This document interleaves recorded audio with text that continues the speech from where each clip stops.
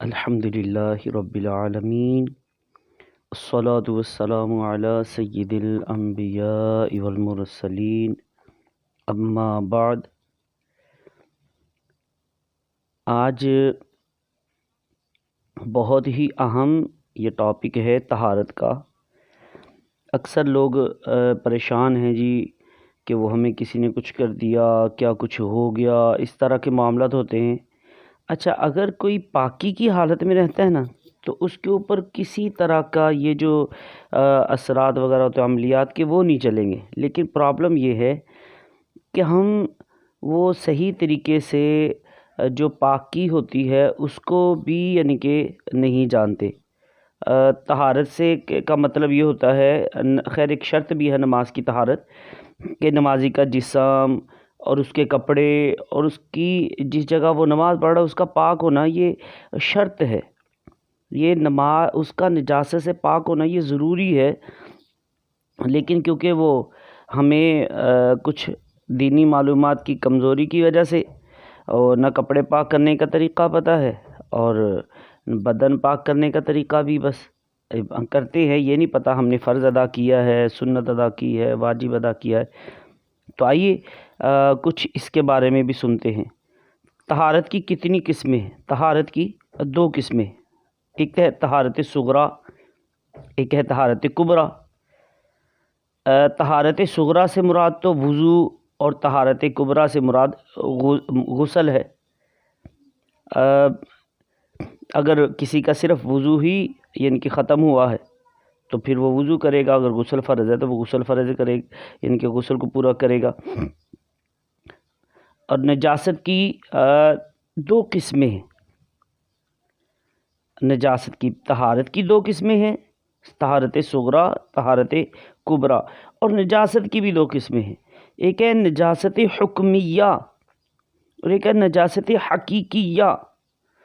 اچھا، نجاست حکمیہ وہ ہے جو نظر آتی ہے، یعنی صرف شریعت کے حکم سے اسے ناپاکی کہتے ہیں، جیسے بے وضو ہونا یا غسل کی حاجت ہونا، تو یہ نجاست حکمیہ میں شامل ہے۔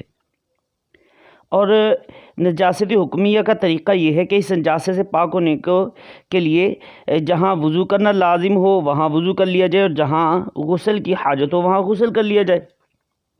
اور نجاست حقیقیہ وہ ناپاک چیز ہے جو کپڑے یا بدن وغیرہ پر لگ جائے تو ظاہر طور پر معلوم ہو جاتی ہے، جیسے پخانہ ہے، پیشاب وغیرہ، تو یہ نجاست حقیقیہ میں شامل ہے۔ نجاست حقیقیہ کو پاک کرنے کا طریقہ بھی سماعت فرما لیجئے۔ اس سے پاک ہونے کا طریقہ یہ ہے کہ کپڑے یا بدن وغیرہ پر اس ناپاک چیز کو دھو کر پاک کیا جا سکتا ہے۔ اور نجاست حقیقیہ کی بھی دو قسمیں ہیں، نجاست غلیظہ اور نجاست خفیفہ۔ آئیے ان کے بارے میں بھی عرض کرتا ہوں۔ اچھا، نجاست غلیظہ کا حکم سخت ہے، اور وہ یہ ہے کہ اگر کپڑے یا بدن پر 1 درہم سے زیادہ لگ جائے تو اس کا پاک کرنا فرض ہے، بے پاکی نماز نہیں ہوگی۔ اگر درہم کے برابر ہے تو پاک کرنا واجب ہے، کہ بے پاکی نماز پڑھی تو مکروہ تحریمی، یعنی ایسی نماز کا اعادہ واجب ہے، دوبارہ پڑھنی پڑے گی۔ اگر درہم سے کم ہے تو پاک کرنا سنت ہے، کہ بے پاکی نماز پڑھی تو ہو گئی مگر خلاف سنت ہے، اعادہ بہتر ہے دوبارہ پڑھ لی جائے۔ اچھا، نجاست غلیظہ کے درہم یا اس سے کم سے کیا مراد ہے، اس کے بارے میں بھی سماعت فرما لیجیے۔ اچھا، نجاست غلیظہ کا درہم یا اس سے کم یا زیادہ ہونے سے مراد یہ ہے کہ نجاست غلیظہ اگر گاڑی ہو، مثلا پاخانہ ہے، لید وغیرہ ہے، تو درہم سے مراد وزن میں 4.5 ماشے یعنی 4.374 گرام۔ اگر نجاست درہم سے زیادہ ہے یا کم ہے تو اس سے مراد وزن میں 4.5 ماشے سے کم یا زیادہ ہونا ہے۔ اور اگر نجاست غلیظہ پتلی ہو، مثلا جیسے پیشاب وغیرہ، تو درہم سے مراد لمبائی چوڑائی ہے، یعنی ہتھیلی کو خوب پھیلا کر ہموار رکھیے اور اس پر آہستہ سے اتنا پانی ڈالیے کہ اس سے زیادہ پانی نہ رک سکے۔ اب جتنا پانی پھیلائے یعنی کہ پھیلاؤ میں آئے گا اتنا بڑا درم سمجھا جائے گا۔ اچھا، کسی کپڑے یا بدن وغیرہ پر چند جگہ نجاست غلیظہ ہے اور کسی جگہ درم کے ہم برابر نہیں ہے، درم کے برابر بھی نہیں ہے مگر مجموعہ درم کے برابر ہے، تو درم کے برابر سمجھی جائے گی، اور زائد ہے تو زائد۔ اور نجاست خفیفہ میں بھی مجموعے پر ہی حکم دیا جائے گا۔ اچھا، یہ بھی سن لیجئے کہ کون کون سی چیزیں نجاست غلیظہ ہیں۔ ان میں آدمی کا پیشاب، پاخانہ، بہتا خون، منہ برکہ جسے ہم الٹی بھی کہتے ہیں، دکھتی آنکھ کا پانی، حرام چوپایوں کا پیشاب، پاخانہ، گھوڑے کی لید اور ہر حلال جانور کا گوبر، مینگنی، مرغی اور بطخ کی بیٹ، ہر قسم کی شراب، سور کا گوشت اور ہڈی اور بال اور چھپکلی یا گرگٹ کا خون اور درندے چوپایوں کا تھوک، یہ سب نجاست غلیظہ ہیں۔ اس کے علاوہ دودھ پیتے بچے یا بچی کا پیشاب، ان کی الٹی بھی اگر منہ بر ہے تو نجاست غلیظہ ہے۔ اس کے علاوہ دودھ پیتے بچے کے یعنی کہ وہ جو لوگوں میں مشہور ہے کہ دودھ پیتے بچے کا پیشاب پاک ہے، تو یہ غلط ہے، یہ بالکل غلط ہے، اس کی کوئی دلیل نہیں ہے۔ اچھا، نجاست خفیفہ کا حکم بھی سماعت فرما لیجئے۔ نجاست خفیفہ کا حکم ہلکا ہے، یعنی کپڑے کے حصے یا بدن کے جس عضو پر جس حصے پر لگی ہو، اگر اس کی چوتھائی سے کم ہے تو معاف ہے، اگر چوتھائی کے برابر ہو تو اس کا دھونا واجب ہے، اگر زیادہ ہو تو اس کا پاک کرنا فرض ہے، بے دھوئے نماز ہوگی ہی نہیں۔ اور نجاست خفیفہ کون کون سی چیزیں ہیں وہ بھی سماعت فرما لیجئے۔ حلال جانوروں اور گھوڑے کا پیشاب اور حرام پرندوں کی بیٹ نجاست خفیفہ ہے۔ اگر نجاست غلیظہ خفیفہ مل جائے تو کل غلیظہ ہو گئی، ہاں سارا کچھ پھر وہ غلیظہ کے حکم میں ہی آئے گا۔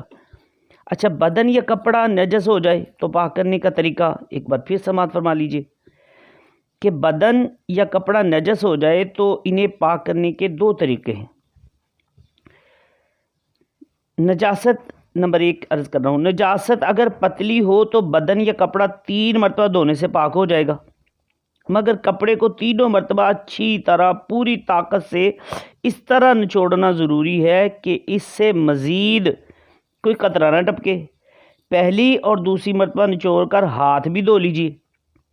جب تیسری مرتبہ نچوڑنے میں کپڑا اور ہاتھ دونوں پاک ہو جائیں گے، تیسری مرتبہ نچوڑیں گے تو اب وہ قطرہ گرنا بند ہو گیا، تو اب آپ کے ہاتھ اور کپڑا دونوں ناپاک ہو گئے۔ اور اگر نجاست موٹی ہے جیسے گوبر، خون، پخانہ وغیرہ، تو اس کو دور کرنا ضروری ہے۔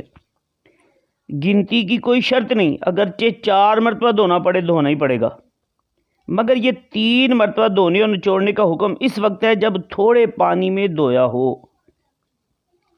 اور نمبر 2 دوسرا طریقہ بھی، اگر حوض کبیر جس کی مقدار 10 درز ہے یعنی 25 گز یا 225 فٹ ہو، یا پھر اس سے بڑے حوض نہر، ندی، سمندر وغیرہ میں دھویا، یا نل، پائپ یا لوٹے وغیرہ کے ذریعے بہت سا پانی اس پر بہایا، اور یا دریا وغیرہ میں بہتے پانی میں دھویا، تو نچوڑنے کی شرط نہیں ہے، بلکہ فقہاء کرام رحمہم اللہ فرماتے ہیں دری یا ٹاڑ یا کوئی ناپاک کپڑا بہتے پانی میں رات بھر پڑا رہنے دیں، پاک ہو جائے گا۔